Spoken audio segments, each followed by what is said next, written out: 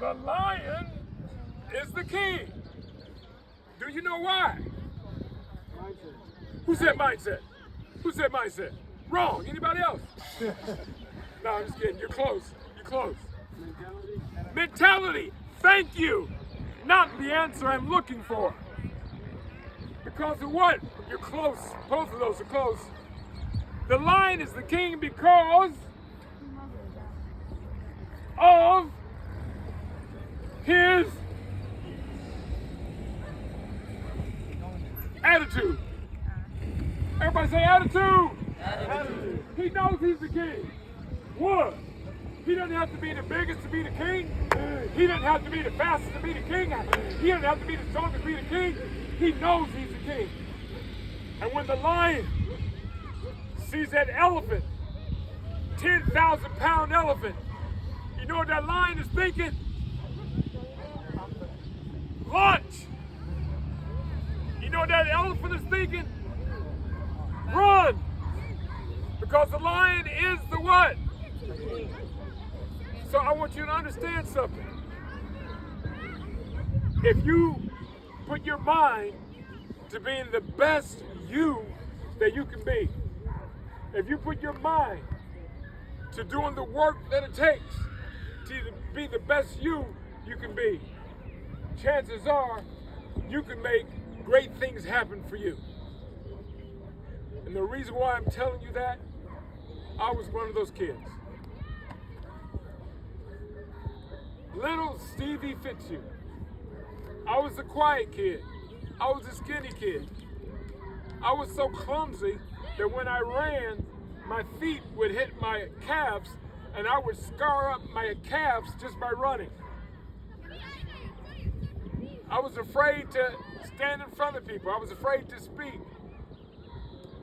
I didn't have to look beyond the front door of my home to see people who had not made up their mind as to how they're going to do life. I never saw my parents embrace. I saw my dad ball up his fist and hit my mom. I saw my mom beat down so bad. One day my mom went and got a gun. I didn't even know Mama had a gun. I was 7 years old. She took that gun and aimed it at my father. She said, "You're not going to hit me again." And my daddy, I was standing next to him. He turned to me, and I'll never forget the helpless feeling as my dad took those big hands of his and grabbed me around my little tiny biceps, and he snatched me up in front of him as a shield. And he told my mom, "You won't shoot your baby." That's the kind of drama I grew up in. My mom smoked cigarettes, drank alcohol, 6 inoperable cancerous tumors on her brain. She's gone. My mom had 5 brothers. Her 5 brothers were my 5 what? Anybody know? Uncles. My 5 brothers, her 5 brothers were my 5 uncles. She had 2 sisters. They were my 2 what? Her parents were my what? Grandparents. 8 children, 2 grandparents, that's 10 altogether. All of them are dead. Cigarettes, alcohol, drinking, cancer. My grandmother chewed tobacco, cancer ate through her face. I saw all of that and I decided I'm not going out like that. I'm going to do everything I can do to have the life that God intended for me to have. You are not born a winner. You are not born a loser. You and you and you, sir, and you and you and you. No, you're not born a winner. You're not born a loser. You're born a chooser. And God gives all of us the free will to choose how we're going to do life. So there's 3 things I want to tell you that it's going to take. Number 1, you're going to need faith. Everybody say faith. Faith. Faith. Faith. And faith means believe. Everybody say believe. Believe. You have to believe that if you begin to make the right choices, that the right things in life are going to come back to you. And that's what I did when I was your age. And little Stevie, who grew up in that home with all that abuse and drugs and alcohol. Guess what? Not too many years ago, I was having lunch with my wife and daughters under the Eiffel Tower in Paris, France. That same kid who grew up in that household, I've traveled all around the world. Had no idea I had lived the life that I lived, but I believe that if I make the right decisions, the right things in life will come back to me. Second thing is commitment. Everybody say commitment. Commitment. Commitment means decide. You have to decide and make a commitment as to how you're going to do life. You got any running backs in here? Who's a running back? Come up here.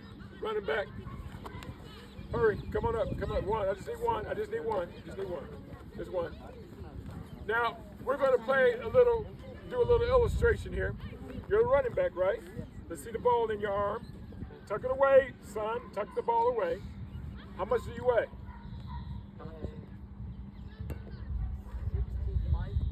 65 kilos.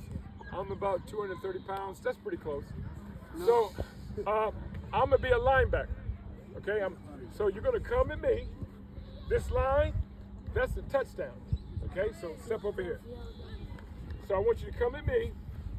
Don't move too fast, because I'll have an NFL flashback and take your head off, okay? So I want you to come slow with me. Now, when you get in front of me, what I want you to do is act like you're faking. Just do like that, like you're faking me out, okay? You ready? Slow motion. Ready? He's coming. He's faking me out. Fake me out. I used to love to see that in the NFL.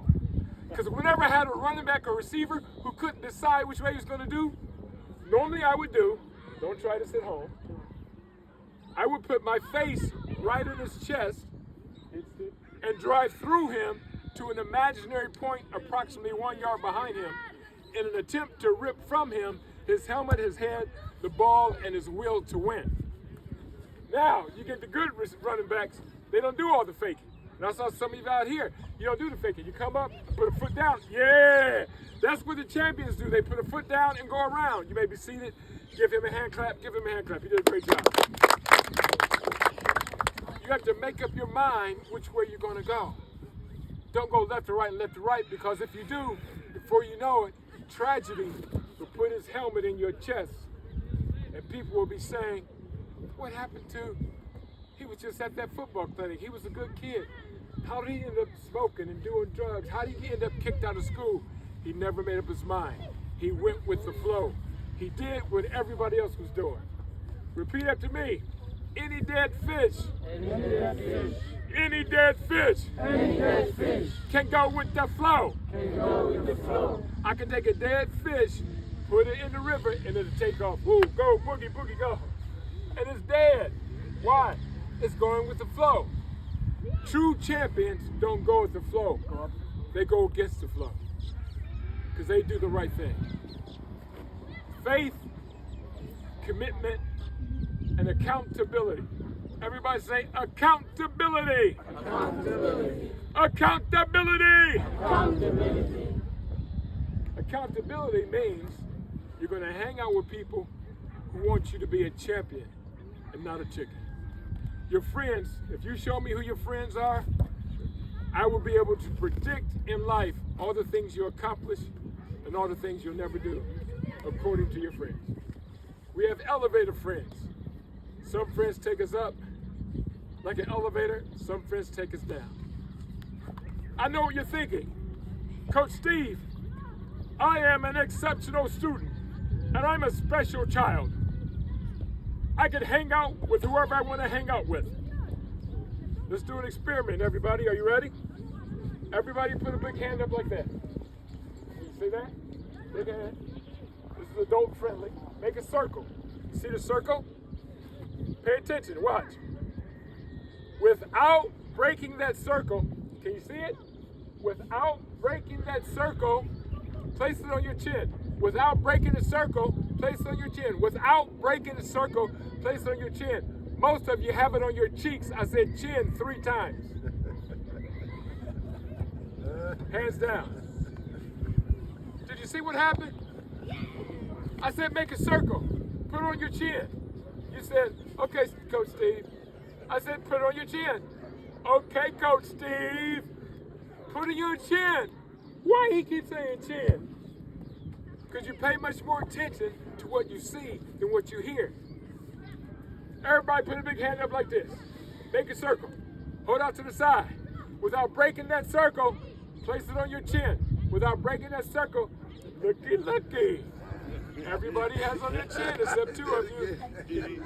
Because they don't speak, they speak on I know.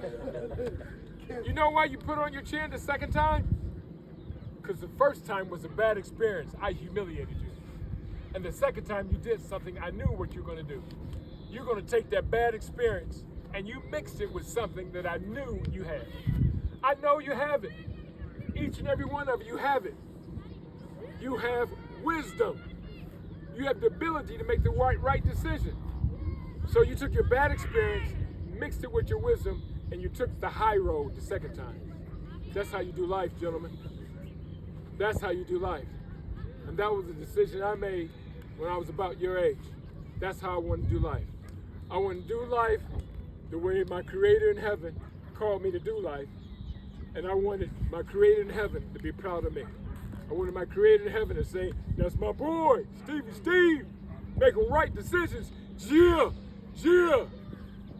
Won't it be funny if we get to heaven and that's how God talks? What's up, homeboy? Hey, you did a great work out here. Football is such a great learning apparatus. Some of you didn't do so good in the first rep, but you got better in the second rep. You got better and you got better. And that's how we do life. Make every day a day that you get better. You understand? Work hard. Stay focused. Believe. Draw the line. Make a commitment. And hang out with people who want you to be a champion, not a chicken. Right on? All right, Coach, I'm turning over to you.